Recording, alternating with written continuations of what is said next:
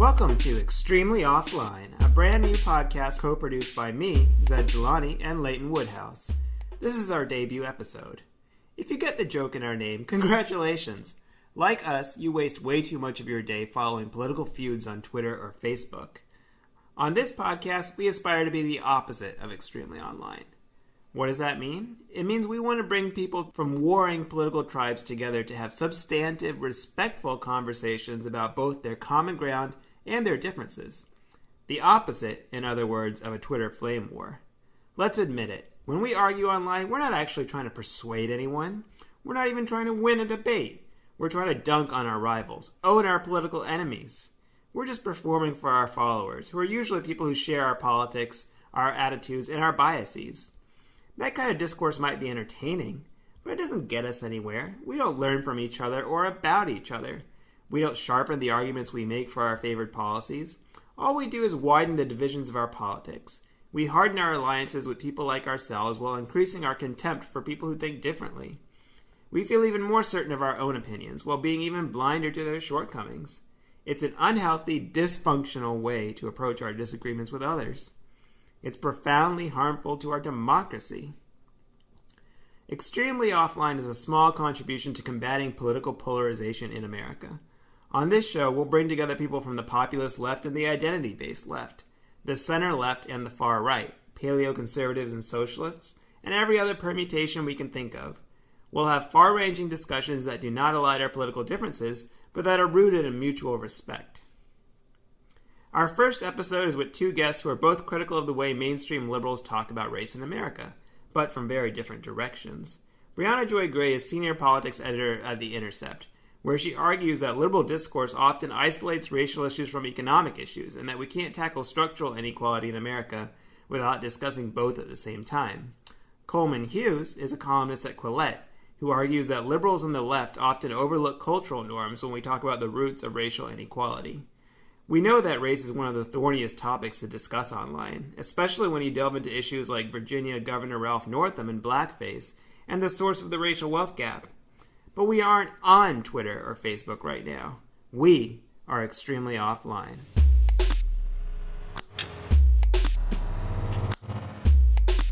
This is going against my humanist philosophy, but I am so annoyed that her Indian mom always gets erased, because that's the closest I'm ever going to get to the presidency, you know? Like, I think her Indian mom is why she did all that anti-truancy stuff. In Pakistan, that policy would be loved. Everyone would be like, yeah, do it. You know what's Those kids need some discipline. I think she gets erased by people who talk about her, but I don't think Kamala erases her at all. She really censors her mother. I think there's some bad blood with her father, because she only talks about her mom. It's mostly other people, although I think her campaign has called her a black woman on the website, but not a biracial woman or Actually, her culture is West Indies. That's very common to see Jamaican and Indian marriages. And in the community I was raised in, we'd probably just call it a West Indies. But you're right, it's mostly other people, though. Well, I think there's a lot of incentives to identify as black. Yeah, I don't think she's going for the massive Indian American, the massive, Tamil vote. So yeah, and even more to your point, Coleman. I guess what I was just trying to say is that, like, I'm not saying it's everyone, but there are people who kind of who have historically emphasized their biracial identity to distance themselves from blackness and gain some advantage over people who are just black. Today, to identify as biracial kind of carries that weight, like, oh, why doesn't she want to be black? And I'm not saying it's fair, but I think that that's what she and Obama are dodging when they go ahead and just say, I gotta be black. Why don't I call I'm always asking myself why I don't call myself half Puerto Rican. And at some point I just stopped doing it, and I didn't do it consciously. I just think, black and white is all that's visible in this country, so people who are half black are hugely incentivized to just be seen that way. I think you and Brie are really fascinating individuals in the sense that I think you're both critics of how liberals talk about race in America. Brie, why don't you start? Like, where do you find many of your disagreements with how race is discussed sort of within mainstream liberalism, cable news, social media? Yeah. Well, so your setup is accurate because it is really mainstream media, cable news that's kind of spoiling the discourse as opposed to actual people of color, I find. I was at, again, that Martin Luther King Day event, and I was really struck by how radical the conversation was, and all of the predominantly Black and Latino movement leaders there, how centered it was in actual movement building in a way that was inclusive of economic efforts at economic equity that are often characterized as anathema to what Black people's interests are. So Color of Change was there talking about efforts to boycott and get corporate money out of efforts against voting access. And, AOC was there as a Bernie bro. Ta-Nehisi Coates is also a reluctant Bernie bro. And, there was a lot of references to Martin Luther King's economic justice policy, goals. But in mainstream media, what you get is a kind of a reductive, I think, conversation where I think sometimes the effort to be perceived as on the right side of a social justice issue is privileged over any analysis of what has actually motivated any given event. And you get this world in which people who are very, very vocal about how wrong something is, if you push them on it, are not always very able to articulate exactly what it is beyond saying it's racist. And that's not to say it's not racist. I'm generally of the belief that we're living in a racist society. We all have racist biases and most people are racist, including myself, but I am troubled by people's inability to articulate what they actually mean and to describe a legitimate basis for the offense. Not that there isn't one, but that they aren't able to articulate it. So Coleman, Bree was discussing attending this Martin Luther King Jr. Day event in New York City, along with Alexandria Ocasio-Cortez, Ta-Nehisi Coates. I think a lot of what she articulated was that we often sort of call things racist without necessarily talking about the structural problems, about policy problems. We often discuss attitudes. We label people as racist or actions as racist or things as racist, but we don't necessarily get to what some of the structural or root causes of a lot of these problems are. Something that I jumped into over this past week was this controversy with Governor Northam, my governor in Virginia, and the fact that 35 years ago, as a medical student, he had apparently embraced some type of blackface and Ku Klux Klan costume photo, some kind of offensive prank. It's not clear if he was in the photo, but it was in his yearbook. And basically, I made the argument in a Quillette piece and also on Tucker Carlson's show on Fox News that if we embrace compassion, if we embrace empathy, if we understand that people's behavior is socially and biologically constructed, we should try to help Governor Northam get past this. He should apologize, but we should also be able to move on and talk about important things like the fact that 1 out of 3 Black children in Virginia live in poverty. I mean, those structural problems are what's really harming people. We can apologize to get past emotional offense, but those structural problems, I thought, is where the focus should be. Coleman, how did you sort of process this controversy and the discourse you saw around it? Well, I had, and this is piggybacking off Briahna's point as well. I had the thought today that imagine it were the case that Governor Northam had some policy prescription that was immensely good for the Black people of Virginia. And imagine that his resignation would mean that policy got gutted. I'm not saying that's the case. Which isn't the case. But importantly, it's not the case. Right. Yes, but I use the hypothetical just to make the point that most people who want him to resign would not even know or care about that fact. I don't know that that's... Because it's the symbolism seems more important to me, to many people, than whatever the policies are. See, I don't... Do you don't think that's... I don't know that we have enough evidence to support that, right? Because while there are aspects of Zed's article that I agree with. I agree that there's an inconsistency between, and I've made this argument on my own podcast and elsewhere, that there's an inconsistency between liberals' belief that there should be a path to rehabilitation for people who have committed crimes, for instance, but not for people who have committed other kinds of offenses that are less than,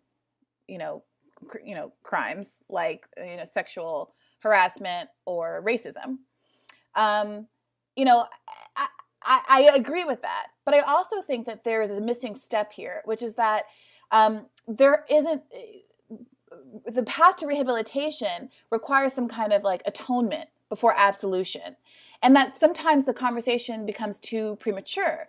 So there's a world in which Northam acknowledges what he's done, acknowledges the fact that the picture is in fact racist. It's not this like youthful indiscretion. He's a 25-year-old med student.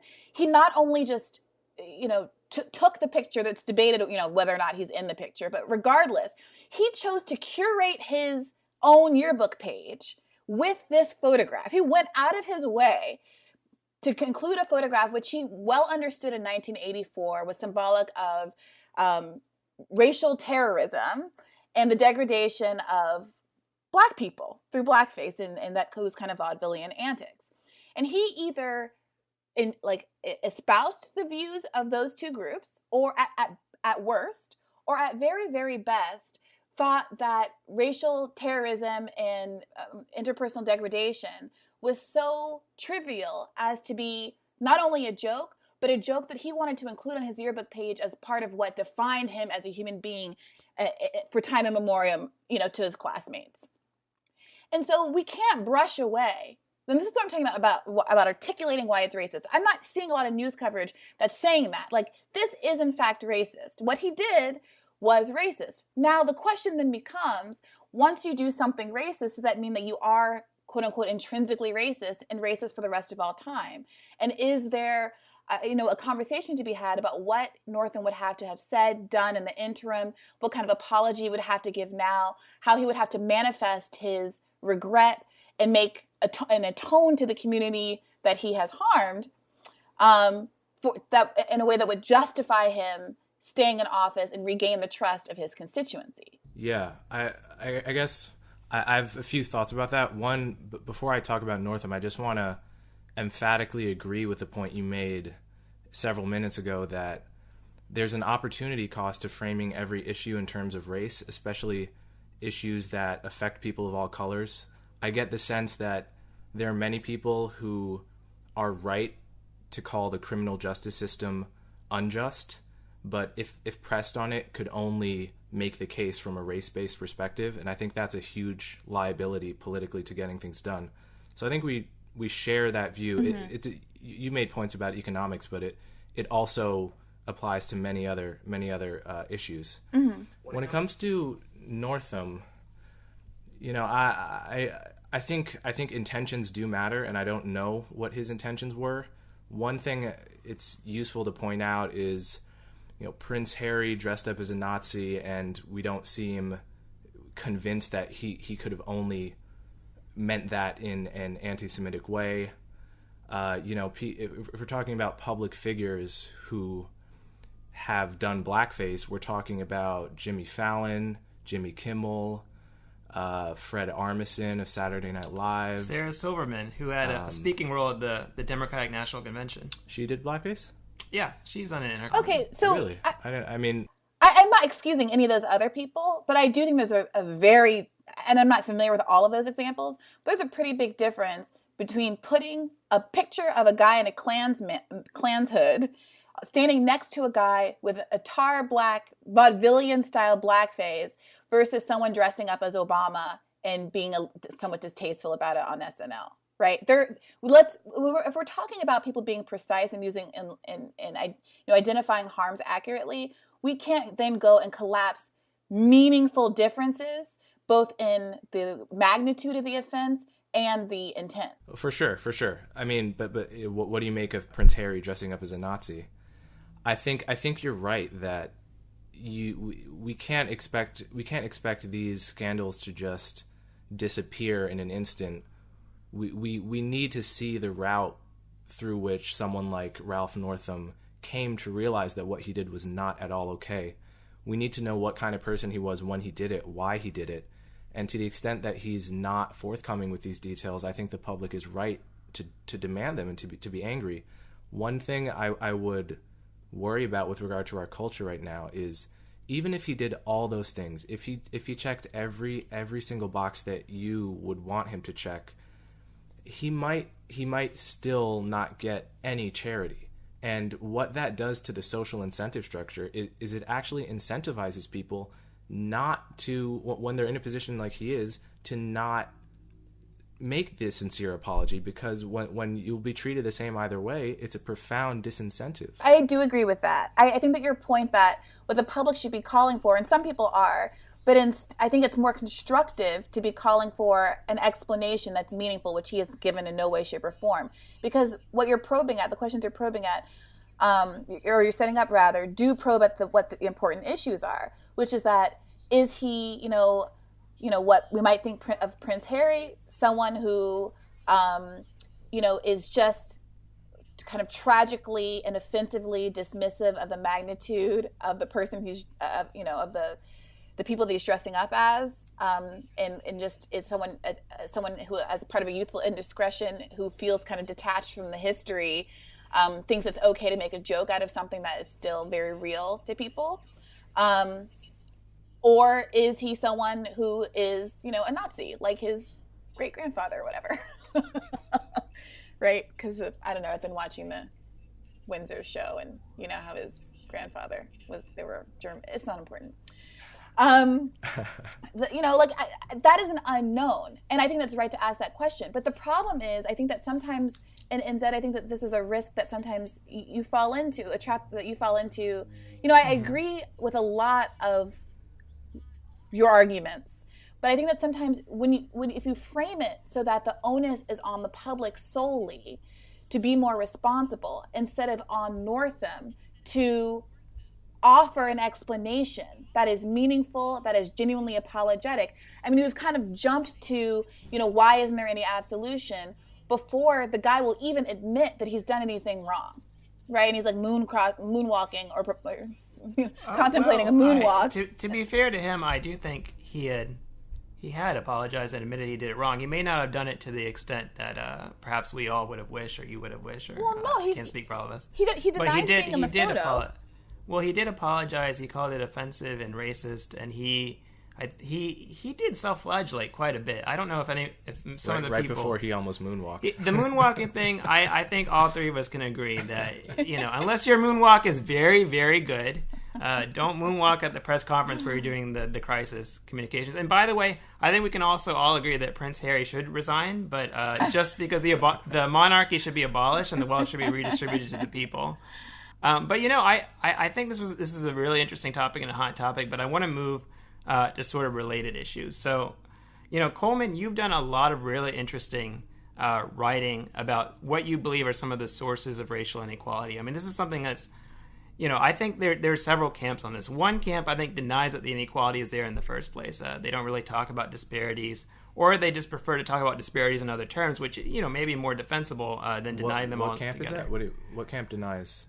Well, there may be camps that say that, instead of looking at black-white disparities, we should look at subgroups within them, or we should look at supergroups outside of them. Isn't that acknowledging just more disparities? Okay, right? Fair point. But I should say that I think the one area where I think you and Bri could have a really interesting discussion here is that Bri, and you can correct me if I'm mischaracterizing you, but Bri, I think what you would characterize is that persistent racism in the United States plays a consistent role in creating racial disparities, and particularly through economic policies, but also through racial bias and discrimination. Do you think that's a correct characterization of your view, Bri? I think it is, but with the caveat that racism in the past has an effect at orders of magnitude greater on the present than contemporary racism, because of the way, particularly when we're talking about how wealth has accumulated over time, right? So, when we're talking about systemic racism, a lot of what causes problems today are legacies of past harm. And we're talking about housing segregation, the wealth gap, so that we get into these kind of weird we end up in these weird conversations with conservatives where they're like, there's no racism anymore. It's not as bad as it used to be, this kind of Steven Pinker argument. And then you have to kind of say, yes, but the legacy of the past has created bigger gaps, has created even larger effects as the gaps have widened and widened over time. So that even if interpersonal racism or, job discrimination and things like that are obviously less than they were before, you end up with this like a greater effect of systemic racism potentially.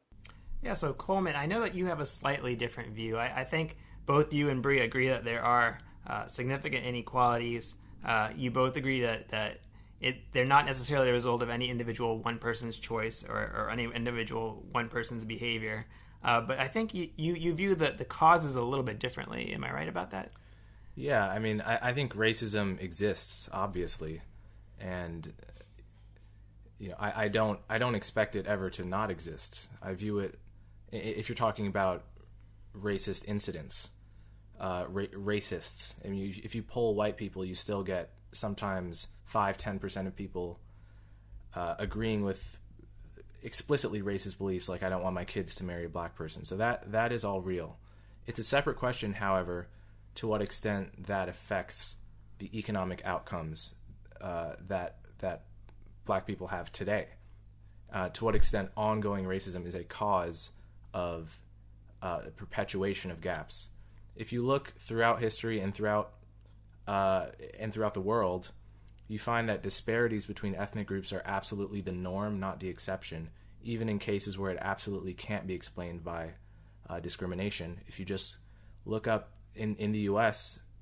Census data on ethnic groups and income, you'll find white Americans of French descent earning not even 80 cents on the dollar compared to white Americans of Russian descent, and yet I couldn't tell the difference between them. So I think there is this idea that in the absence of a systemic bias, we should see parity, but that would only make sense if every ethnic group had the same exact history, the same exact cultural legacy. Ethnic groups don't even have the same exact median age. Like the median age of black people in this country is like 20 years below the median age of the average Japanese.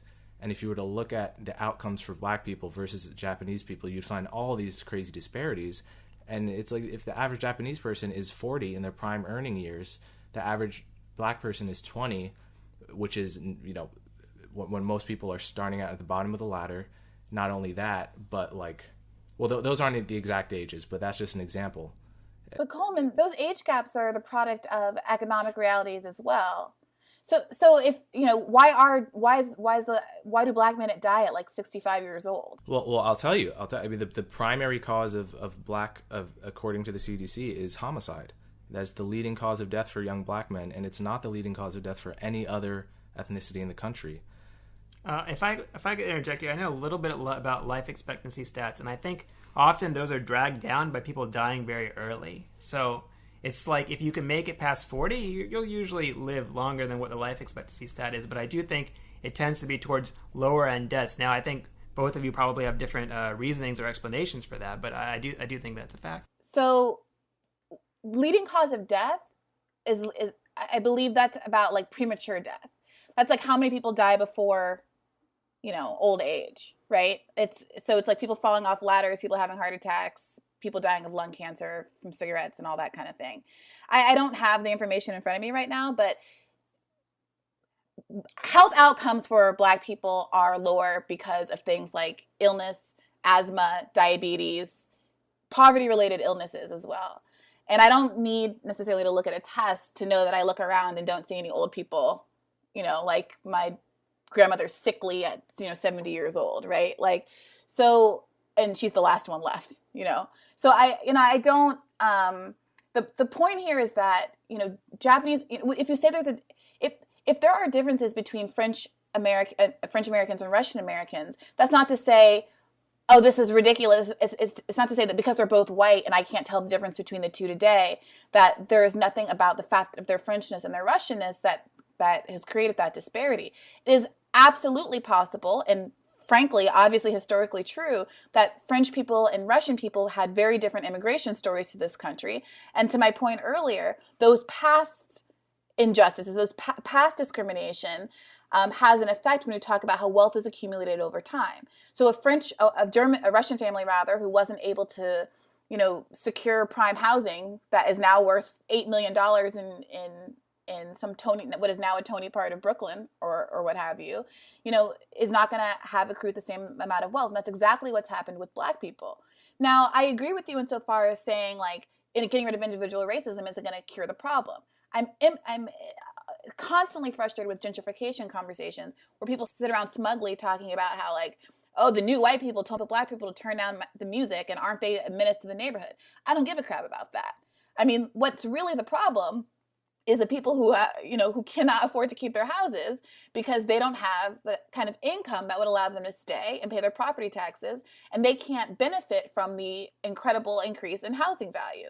And it's also a lot of like wealthy, like relatively wealthy black middle class people who are moving into Harlem, et cetera, who sit around like rolling their eyes about gentrification and acting smug about it. But at the end of the day, they're also pricing out these long-term older families.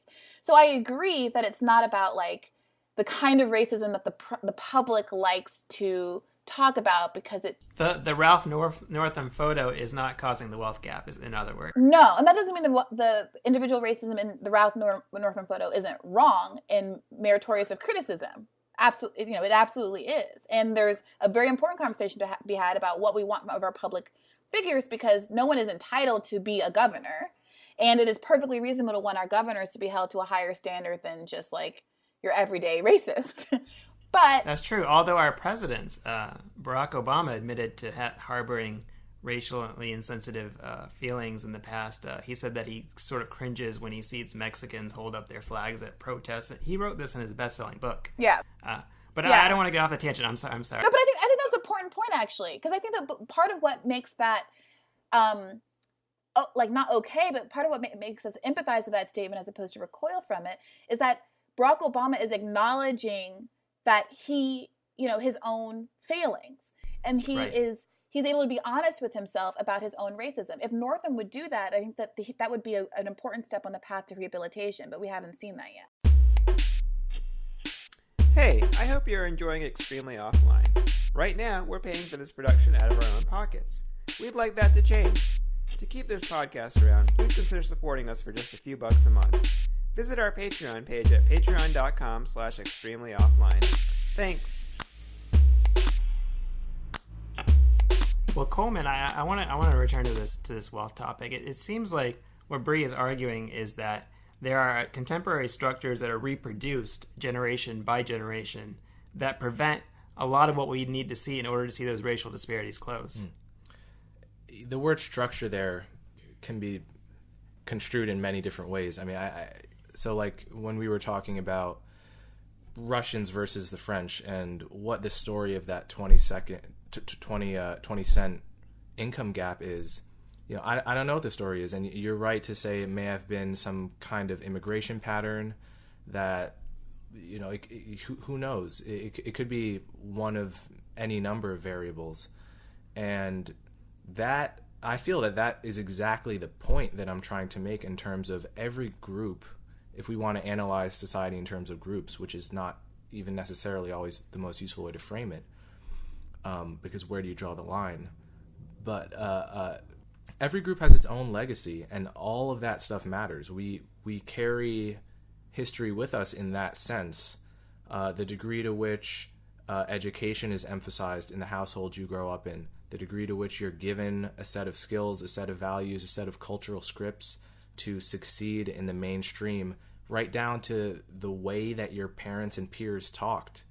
All of these things conspire to create vastly different amounts of luck, just windfall gains for people who inherit cultural legacies, and whole groups inherit cultural legacies that lead them to be advantageous wherever they go. I mean, if you look at why it's the case that Jewish Americans have on at the median 6 times the wealth that conservative Protestants have, there's no part of that story that's going to be a story of systems favoring Jews. And I'm not saying Jews are black people. I'm not saying black people should behave more like Jews. That's absolutely not what I'm saying. What I'm saying is that if you look at the variance in economic outcomes across the world, it's always, there are multiple factors that create disparities, but the main factor tends to be human capital differences between groups. And obviously not every group has the same median level of human capital, And there are deep historical injustices that explain why that's the case. The question is, what can a policy that seeks to solve that, does it create more harm than good on a cost-benefit analysis? Because we're always facing trade-offs when we seek to remedy these disparities. Well, what's the harm? Well, so for what policy, for example? Well, you seem to have one in mind. If you don't have my concern here is that oftentimes these arguments, and I'm not saying that this is what you're doing, Coleman, but oftentimes these arguments are leveraged to justify why we shouldn't intervene on behalf of people who are unequal. No, not at all. So, I mean, I don't think that I should get a cent as a black person who's well off. I think we should be talking about poverty, period. It doesn't matter to me that a white person is poor because of whatever story you want to tell versus a black person is poor because of injustices committed by the government. I think poverty is poverty. So why can't we just talk about it in a way that isn't focused on race? There's an interesting. Bree was talking about we should discuss a policy. There was an interesting policy that came up recently. Is Kamala Harris, who is herself from an ethnic minority background, a really interesting one with a Jamaican father and a South Asian mother. She actually pursued a very harsh anti-truancy policy when she was San Francisco district attorney, continued to advocate for it when she became attorney general, where she threatened jail time for parents if they weren't sending their kids to school. I think a lot of folks on the left, Bree, yourself included, were very, very critical of that. Why did you think that was a mistake? I mean, she would say, I got the kids in school, so what's the problem? So I don't know if you saw Nathan Robinson's response to your article on the subject, Zed, but I largely agree. I think that she suffers from this failing where if all you have is a hammer, everything looks like a nail. But in her case, she's a prosecutor and she feels like she can prosecute her way to solving the world's problems. I think that if you have a focus that says that questions only whether or not a policy works without looking at the broader harms, to kind of frame it up as Coleman has done, then you're going to end up in a world that could look like Singapore. So everything's very clean and everything's very nice and no one spits gum on the street, but you have signs advertising that you'll get caned if you do X, Y, and Z. I used to live in Saudi Arabia and there was no crime. I was allowed to stay out on my bike well after nighttime, riding around. There were no problems. But the consequence of stealing is behanding, and you have to ask yourself what kind of society you want to live in. Maybe that's fine for you, but I don't find that to be humane or ethical or just. And I don't think that fear tactics should be used to get people to go to school. I think you should address the underlying reasons why kids are truant, which has a lot to do with parents who don't have enough economic support in the home, that are working multiple jobs, who don't have the time, space, resources to attend to their children in the same way, who aren't able to be there to drop them off, who live in neighborhoods that are unsafe, where the kids might not feel safe venturing out to school, who go to schools that are under-serviced and are unappealing, mold-filled cesspools that any normal person wouldn't want to be in. That's how you address truancy. Coleman, what do you think? Have you looked into what Kamala Harris did? And initially, when I saw it, I thought this is going to play terribly for her. This is going to destroy her. But then I saw her, thinking not in terms of the justice of the policy for a second or the injustice of it. And when we talk about that, I think I largely agree with what Briahna said. Just in terms of the optics of it, I saw how she explained it in a speech she gave, and I thought, you know what? I think a lot of black people will actually, it will read well. I think it won't be a PR disaster. I think she has a skill in presenting it, because what many people care about in a politician is whether they seem like they care and whether they seem like their intentions are good.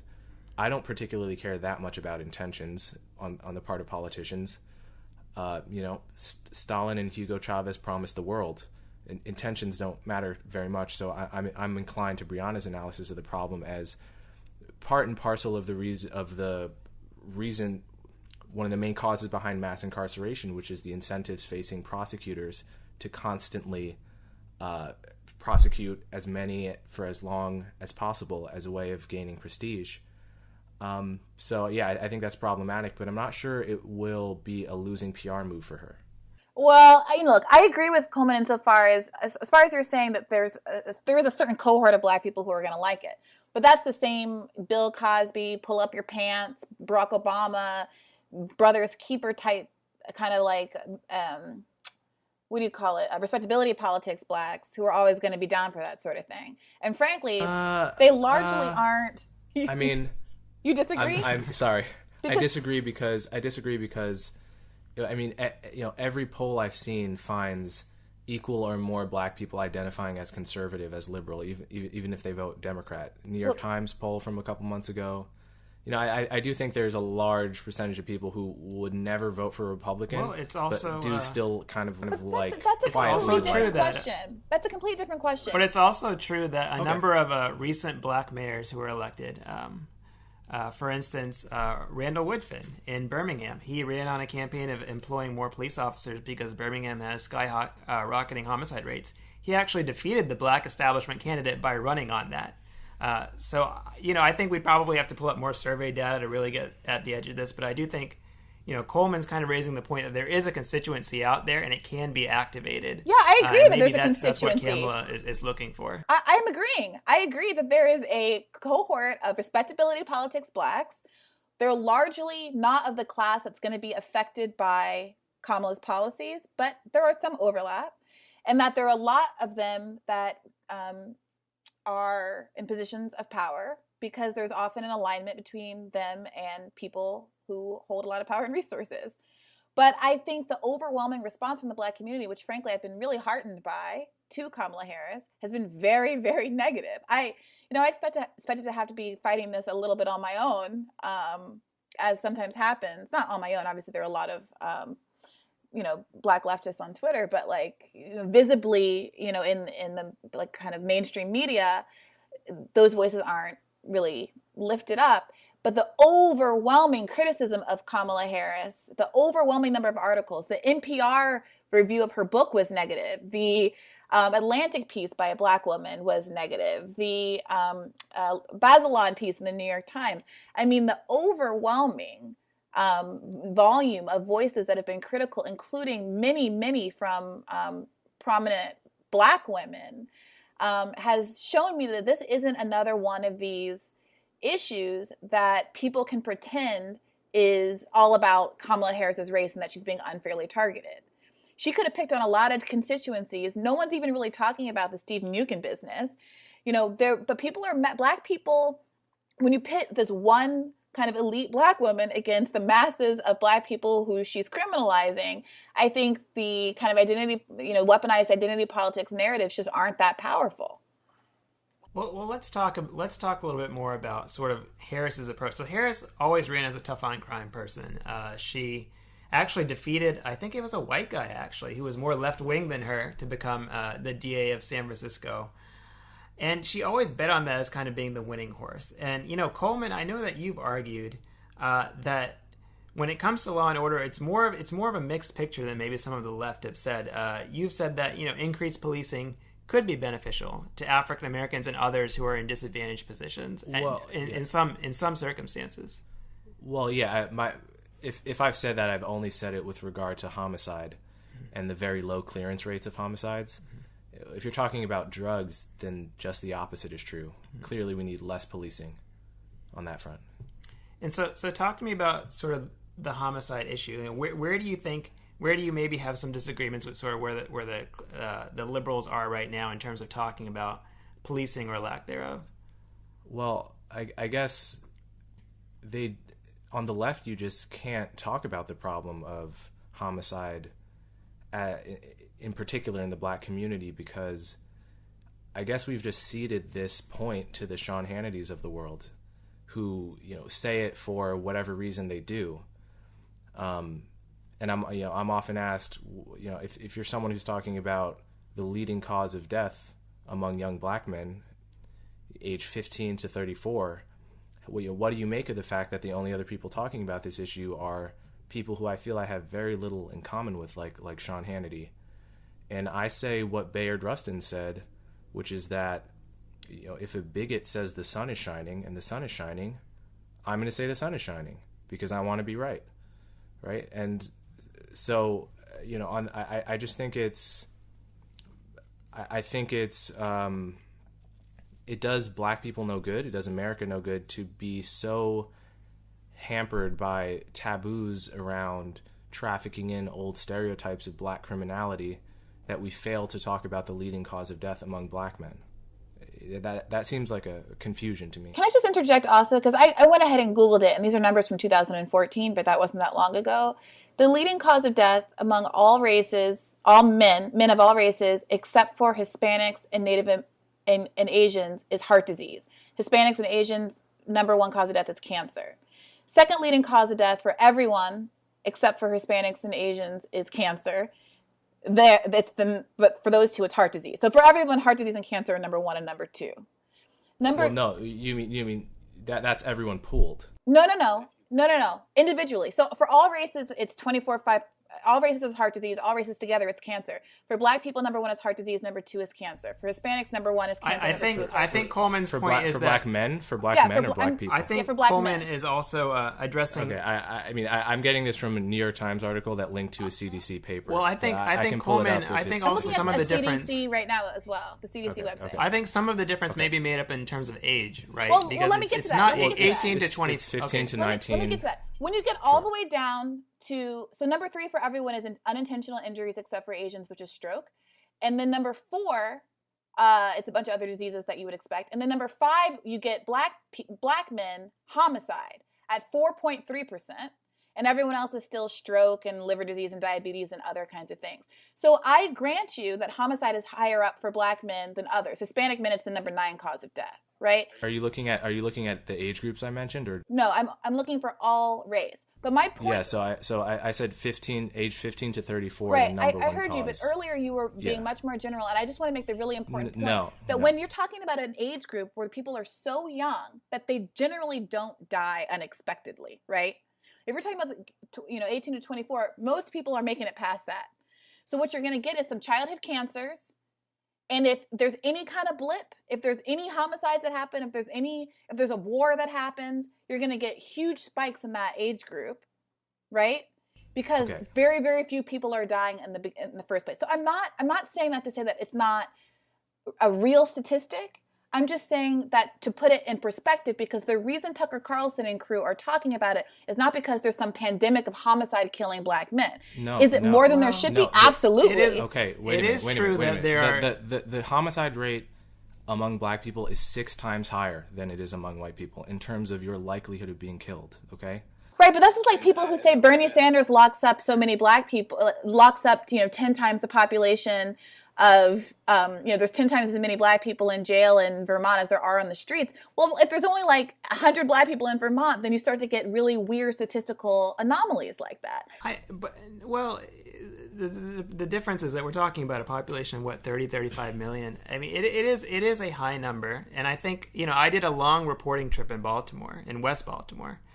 And there were many people there worried because they were seeing homicide spikes of records of like 10 to 20 years, particularly after police stopped doing proactive policing in Baltimore. And I would say that a lot of the people who are worried about this see that as a civil rights issue, right? They see that, just as we talk about a wealth gap being a disparity, just as we talk about there being climate injustice in many African-American low-income communities, there's also in the injustice of homicide, because when your body's not safe, when your young men are dying, it is something to significantly be worried about. And I have to go with Coleman on this, and that it is something that I think mainstream media and left media sometimes ignores, because I think they feel like if they talk about this problem that they're blaming the victim, quote unquote. But Coleman, that's not really how you view it, right? No, I mean, nobody is responsible for the neighborhood that they're born in. Nobody is responsible for the family they're born in, the circumstances they're born into. Blame is a totally useless concept in terms of having a conversation about improving outcomes for people. It's not. This was my maybe somewhat fruitless argument about Northam on Quillette and on Tucker Carlson, but hopefully the left can at least understand that people growing up in neighborhoods where gang activity, drug activity is very present, where poverty is very high, where child development can't prosper with high lead poisoning, where policing is very inadequate, that this is a severe civil rights problem. But it hasn't been addressed as one, except maybe back in the 90s, where I think the Clinton administration went way overboard in doing it with some policies that were just overly punitive. I mean, is that something that, Bree, I should ask you this. Is that something that you think, if the next president, would you expect a Democratic presidential candidate to say, I'm going to try to lower these homicide rates and save the lives of these young men through comprehensive public policy? We live in a political reality that a statement like that is heard only one way. And I'm not saying that's right or fair, and I'm not saying there isn't room for legitimate concern there. But I think that if a president came out and said, of all the things that are affecting Americans in the Black community in particular, to pull that out and highlight it as a key agenda, it's hard not to read that as the same like race baiting it is when Republicans do it. And again, it's tricky and bad, but what I would say is that there's a way to get at that, at the same outcome, without framing it that way.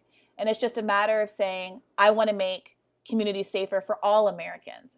I don't think any American should be walking around their town, or anybody who lives in America should be walking around their city and afraid of gun violence.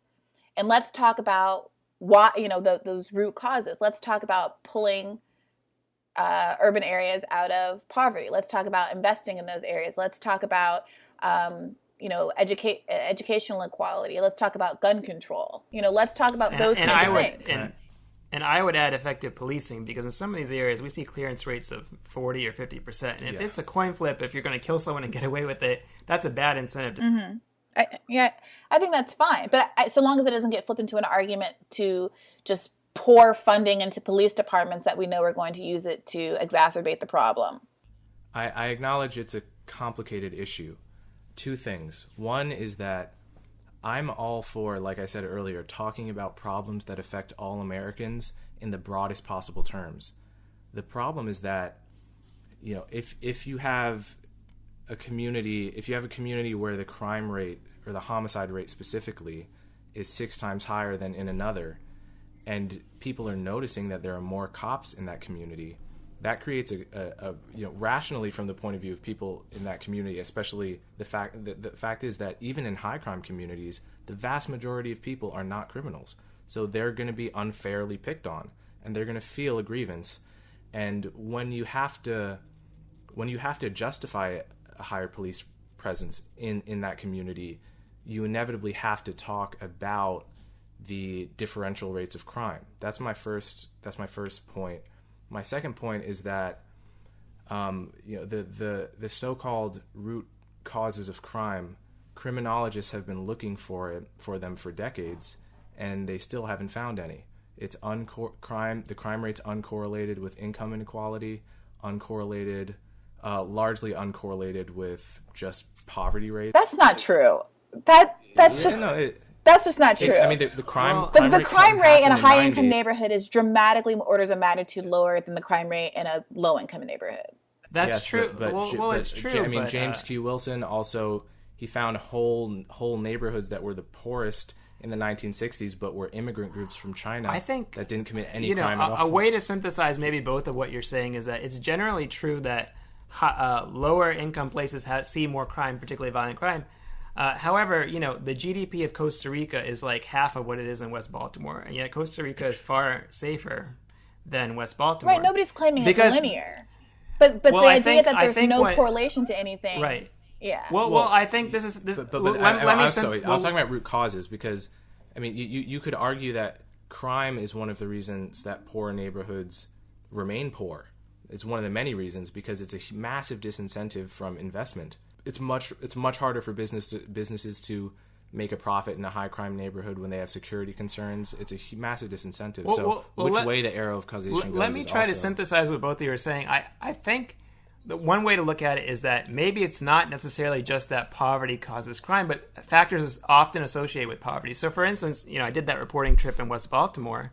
There are poor places, black and white, all across America that have much less violent crime than West Baltimore. But what West Baltimore has is a very violent drug trade, extremely powerful gangs. And during the riots after the Freddie Gray incident, a lot of opioids were actually looted from pharmacies, and the gang started trading those. And believe it or not, there were more opioid deaths during a record homicide year in Baltimore than there were gunshot wound deaths.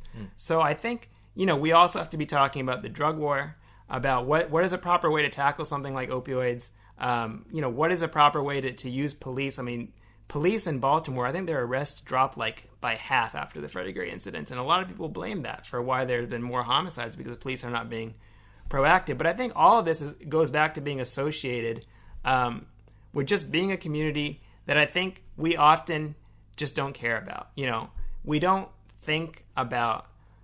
I mean, look, I worked among liberal NGOs for 10 years. No one ever talked about homicide rates. No people would talk about something like the Ralph Northam photo for months. They'd write think pieces for months, but they don't talk about people like getting murdered.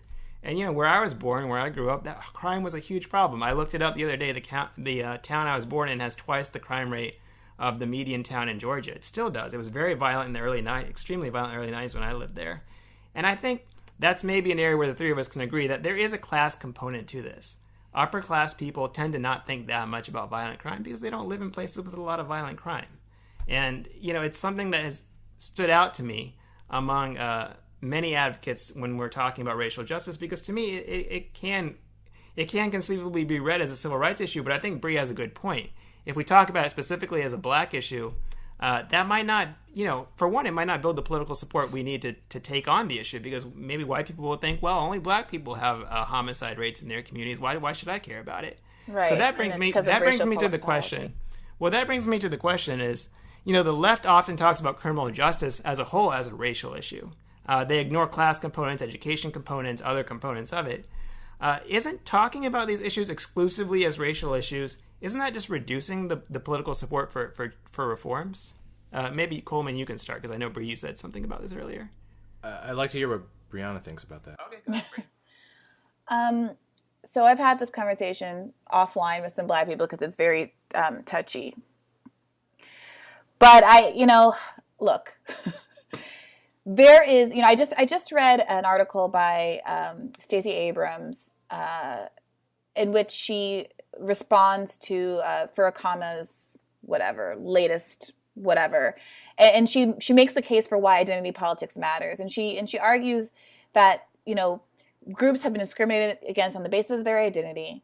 And being able including by Stacey Abrams, who, by the way, gutted the Hope Scholarship. Right. I'm not going to get into that. 97% of black respondents. I'm just saying this is a right-wing Democrat. I'm apparently the only person. I'm not going to get into that with you here, but the point of the matter is that she makes I think the right argument that by identifying the shared ways in which groups have, individuals who constitute groups have been discriminated against. It's a way to generate political activism and collective power, right? People have done this since time immemorial, whether it's about racial identity or your state identity or your town identity or your national identity, and there's a lot of power to be had in that. I think it's also true that when your group is historically marginalized and perceived by a significant portion of the population as intrinsically inferior, that by associating a cause with that group, you can in some ways, depending on how it's framed, undermine your own efforts and cut off opportunities for broader coalition building. And I don't think it's mutually exclusive. I think that you can articulate the ways in which, Black Lives Matter, is about both disproportionate over-policing for Black and brown people, and also make it clear, more clear than has been done by the mainstream media, that white people are also, poor whites in particular, are the victim of police brutality and over-policing as well, in a way that I think would make it more sympathetic. And I remember talking to someone who was, let's say, in law enforcement about this, an older white conservative man who didn't seem to understand why everyone was so upset about stop and frisk. And I think a world in which the face of stop and frisk, if he could internalize the idea that his son could be randomly patted down on the sidewalk the way that whatever 50% of all Black and Latino men living in New York, or whatever incredible statistic it was, I think it was more than that even, during the stop and frisk era, then he would have a very different attitude. But it was, with the issues never framed that way, if a white face is never implicated in some of these abuses, I think, unfortunately, because of the nature of how we have selective empathy for each other, you can end up missing out on coalitional partners. Yeah, so as we wrap up here, Glenn Loury, who I think, is kind of in our tribe, probably a little bit out of our tribe, really brilliant Black economist. He said recently in a podcast with John McWhorter, another really brilliant guy, that he thinks that we won't fully overcome racism until we overcome race itself. And John was saying, that's just really far on the horizon, not in his lifetime. I'd be interested in seeing your thoughts on that. Do you guys think that we will reach a time where this will be a fairly trivial aspect of our lives and we just won't be talking about it that much? Coleman, maybe you should start. I guess whether we'll I don't make predictions because the vast majority of predictions are wrong. But I mean, not to sound religious, but I do view people in a sense as souls trapped in flesh packages, and I think the idea that the skin color of the flesh package is something to be meditated upon, to cultivate an identity around, seems so arbitrary and crazy to me that I don't, the words like colorblind are viewed as dirty and ignorant and kind of naive and utopian. But I do think that sometimes you need a little bit of naivete in order to make people realize how, I have at this point multiple immigrant friends who in this country would be seen as Black, very dark-skinned, who come to this country and see the way that we talk about Black and white and say, this is insane. You guys don't realize how insane you are. With the constant focus on this one variable of your identity. And I do think that in this country, if you say, like my friend Camille Foster does, who's ethnically Jamaican, if you say that, you know what, I'm Camille and I'm Jamaican, I don't traffic in this black and white nonsense, you actually sound crazy to the American ear. And you can even sound crazy to me as someone who vibrates to this sentiment. But I think I'm more and more just going to insist that I'm not the crazy one and everyone else is crazy. Brie, what do you think? Can you imagine that future? I think that, just to respond briefly to Coleman's point, that you sound crazy to say you're not going to trade in this black and white business. It's crazy because the reality of the world is what it is today, and individuals willing themselves to be outside of the black and white business is crazy. I can sit here and say, don't treat me like a human, I'm a dog. But it's not to say that I don't have any right to demand to be treated like a dog, but I'm gonna brush up against the resistance, because until I either I articulate that to everyone I come across or create some good facsimile of what it looks like to be a dog, then I'm gonna get pushback. That's not what I'm not saying a dark-skinned person should say, treat me as a white person. I'm saying, the difference between viewing people as humans first, I don't think is analogous to someone asking you to treat them like another animal. I think it doesn't require that much of an imaginative leap. I think it is the language that was invoked by Martin Luther King in most of his moods, and it is an ideal to aspire to. It's an ideal that we'll never reach, probably, but it matters to have ideals that are better than we are. I would and I don't think demanding to be treated as a human first means we have to get rid of race or somehow overcome race, or that race can't also be a positive. The diversity in many, many respects can't be a positive reality. I think that we will never get past race. I don't think race is actually the problem. There will always be human differences unless we're all going to be churned out into identical robots.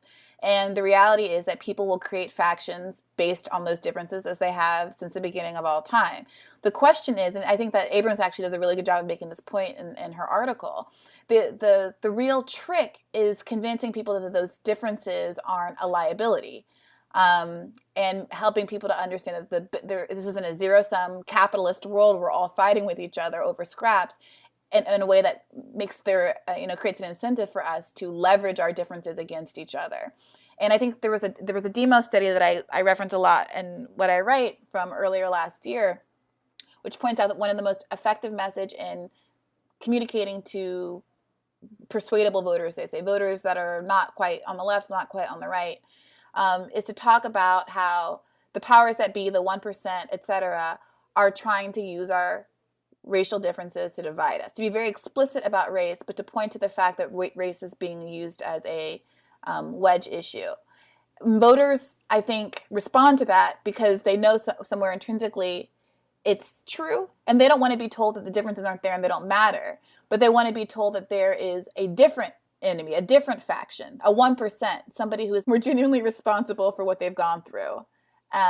And so I don't aspire to a world without racial differences or any kind of differences, but I do aspire to a world where those differences are seen as a gift and not a liability. I think that's so much of the approach of what Jonathan Haidt, leading social psychologist, says that we can have a common enemy identity politics, which is the us versus them, or we can have a common humanity where we kind of respect each other's differences, but they don't divide us. And I think that's something probably all three of us, no matter where we are right now, it's something that we're going to be aspiring to. And hopefully, with the brilliant voices of Briahna Joy Gray and with Coleman Hughes, hopefully we'll get there one day. So thank you both for coming on and having this awesome conversation.